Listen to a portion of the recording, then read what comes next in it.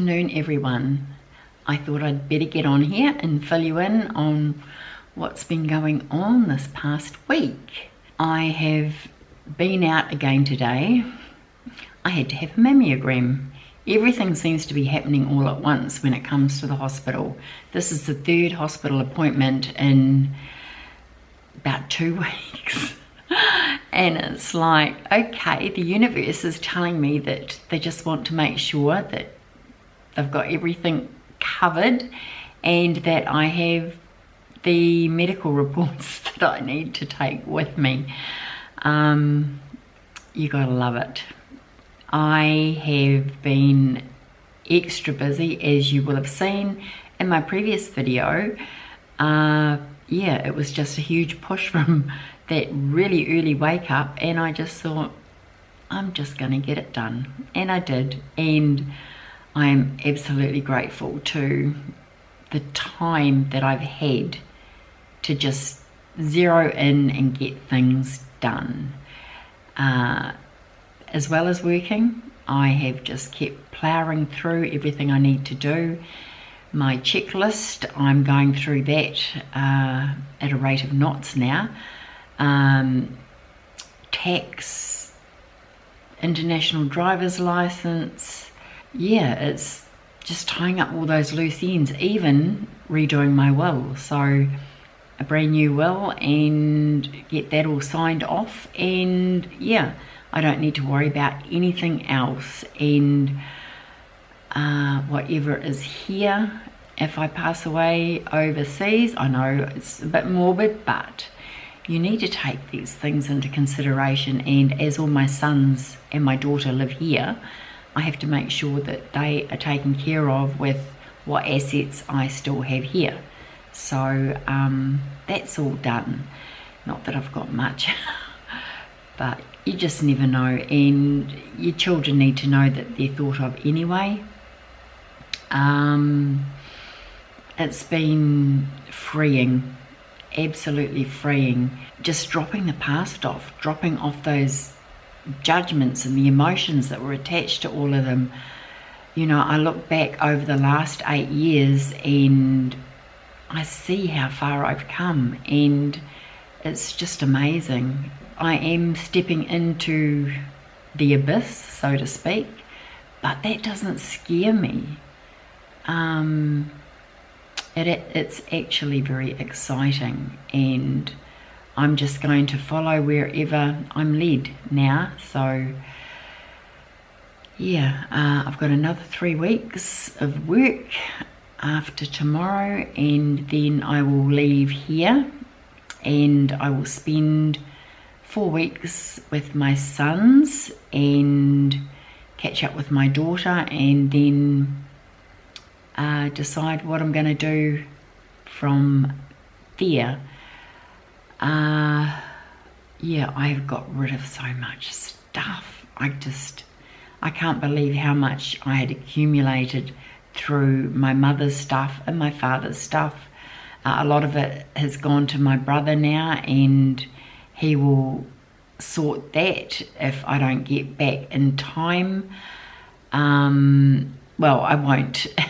If, you know, I'm a year down the track, 2 years down the track, and my father's still around, then I will come back and help my brother sort everything out.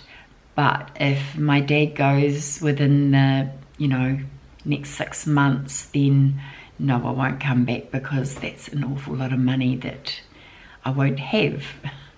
So I need to, you know, hit the ground running once I get to the UK.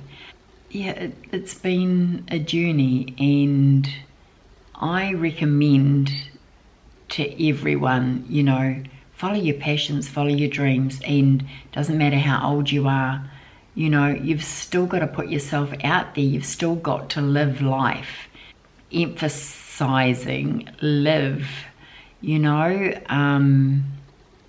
Life's too short, and every time someone asks, you know, how old I am, I just cringe inside, because it's just a number, you know. It's not, that's not the be all and the end all. And I'm finding with the guys here, it's just mind-boggling. I actually had a conversation with them, and you know, as soon as you get to 60, it's like, well, okay, we're gonna push you to the side, you know, you don't count anymore. But the thing is that we have a lot of wisdom, and there are those older than me that have more wisdom.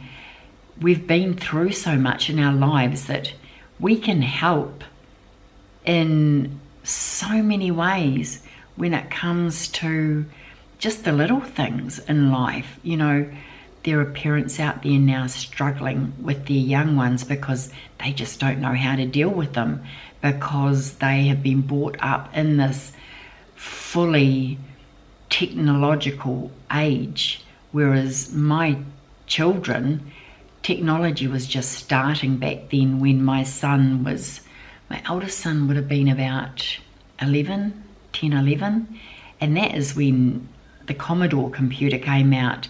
And then you had, what were they? Those gaming things, and it's on the tip of my tongue and I can't think what it is. Nintendos, and I think there was another one. But now it's just exploded. You've got the internet, you've got all these online games. They don't need to go out and purchase the actual hardware or whatever. They can purchase everything online, and you've got young ones that are so clued up, they can break your passwords, they can find out your credit card number, because I don't know. I could say more, but I won't. So it's just mind-boggling. And you know, there's so much screen time now, and I get really frustrated when I go visit my older grandchildren, and even my son and daughter-in-law. You know, you go to visit them and they're on their devices. Parents have to say, are you going to say hello? And they'll sort of look up and go hello, and then they're back into their devices. One day I didn't even say hello to them, and my son said something to me, and I said, but they've got their heads in their devices. They don't care if I'm here. They don't care if I say hello or not. And the comment I got back, I just thought, okay, I'm just going to let that go over my head, you know. And if they come and visit, straight onto their devices, and it's like, hello. If you're visiting, you know, we have conversations. You know, don't keep getting on your phone. If someone's texting you all the time to see where you are or what you're doing, put it on silent. If you're going somewhere to do something and you're going to converse with a family member, a friend, a sibling, or even a child, please put your cell phones on silent. You know, people are not going to die if you take 15 minutes, 20 minutes, an hour, a couple of hours out of your day just to be present in that moment. That's my biggest bugbear. It really is. I used to think it was wonderful. You know, you go out somewhere, you didn't have to worry about the phone. If anyone rang, well, if you had an answer phone at home, then they'd leave a message. Well, why don't we practice that with our cell phones? You know, put it on silent. Don't look at it. Make a time where we just steer clear of devices. We steer clear of our computers. You know, we don't need to get up first thing in the morning and check our emails. We don't need to get up first thing in the morning and check our YouTube channels or check our Facebook pages. As far as Facebook's concerned, not interested. Instagram, the ads are just absolutely crazy, and I'm on there to converse with family. That's the only reason that I have Facebook. Yeah, I don't want to know what you're trying to sell me. I just want to be able to contact my family that don't live here, somewhere else. So sorry, I've gone off on a tangent. Time for another sip of coffee. So, as you will all know, I'm moving soon, so I am just concentrating on eating a certain way, and yeah, I am not putting any pressure on myself. I'm not following any diets. I'm just eating healthy. I'm eating a lot of repeat meals, but that's because my body feels really good when I do that, and I don't have a lot of mind chatter. Only thing I'm struggling with is the meals I'm having at nighttime. I'm adding heaps and heaps of vegetables, and it takes a while to get through it, and I do feel full. But the side effect of what I've been doing is that I'm losing a couple of kgs a week. So yeah, just start to eat healthy, listen to your body. But as I've said to others, I took time to just eat 3 meals a day. It didn't matter what it was, I'd eat 3 meals a day. I wouldn't overdo the sugar, because if you overdo the sugar, it's like waking up with an awful hangover. Even though I don't drink alcohol, but I remember what a hangover felt like when I was a teenager. Well, that's what it's like when you eat too much sugar. You feel tired and lethargic, and you've got no energy.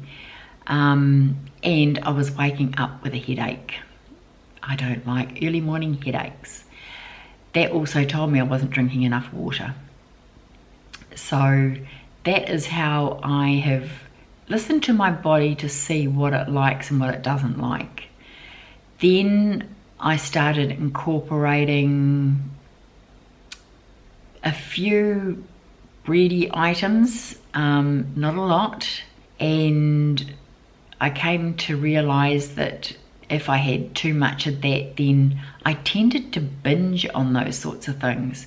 And it wasn't until I actually looked at the ingredients and realized, if it's not really grainy, there's more carbohydrate in it, in the form of where it can break down to sugar, and I don't want that. So I get really good seeded bread. If I'm finding, after a while that, it's really not sitting well, then I'm going to try a gluten-free. But at the moment, it's going fine, and I'm really happy with where I'm at and how my body is adapting to not be following anything and just the constant barrage of the diet industry. We really need to get away from that. So yeah, I think I'm going to work on something that helps in the way of health and well-being and gets right away from the diet industry. And if I can find something that works for me that will work for others, I'd rather you guys had it for free, because we should be helping each other. That is where I'm at today. I will keep going and fill you in on what else is happening over the next couple of weeks. I'll continue to upload what I eat weekly. I'm gonna try and do a couple of day in the lives, but I might wait until I actually finish work, because 4 days a week I'm working, and then there's just other stuff that I've got to get organized, and yeah, I'll see how I go. So take care, everyone. If you're not subscribed, please don't forget to subscribe, like, comment, and share if there's something in my content that may be of help to someone else out there. And I will see you in my next video. Take care, everyone. Bye.